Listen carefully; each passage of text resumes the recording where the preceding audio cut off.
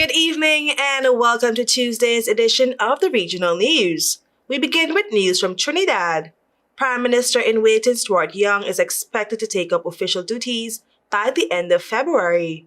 Prime Minister Dr. Keith Rowley has announced that Young, the Energy Minister, will replace him as Prime Minister. He said there were two contenders for the position, Young and Planning Minister Penelope Beckles. Young, he said, received the majority support from MNP members of Parliament. Rowley said he intends to transition the Prime Ministerial role to Young after he attends a CARESE meeting in Barbados, carded for February 17, 2025. For the past 2 days, the People's National Movement has been meeting in retreat sessions at a private villa at Tobago Plantations. And now for some international news. Canadian Prime Minister Justin Trudeau on Monday said he would step down in the coming months after 9 years in power, bowing to pressure from lawmakers alarmed by his Liberal Party's miserable showing in pre-election polls.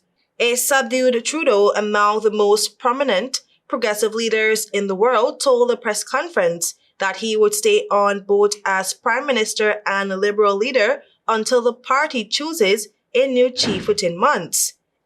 He also announced Parliament would be suspended until March 24, 2025.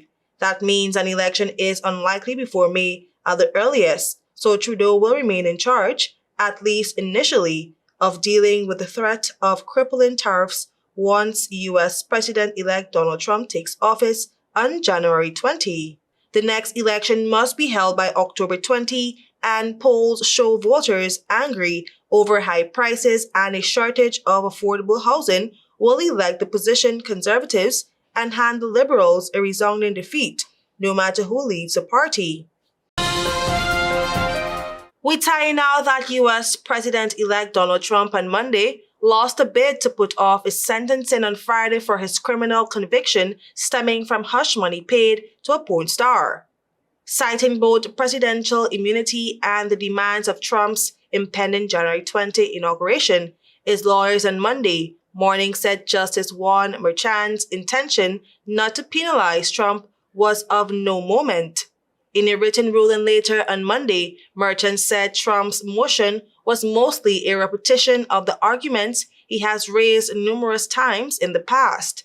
The judge declined to push back Trump's January 10 sentencing, a date he had set just last week.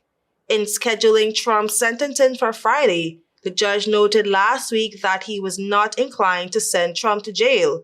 He wrote that a sentence of unconditional discharge, effectively putting a judgment of guilt on his record without a fine or probation, would be the most practical approach given Trump's looming inauguration.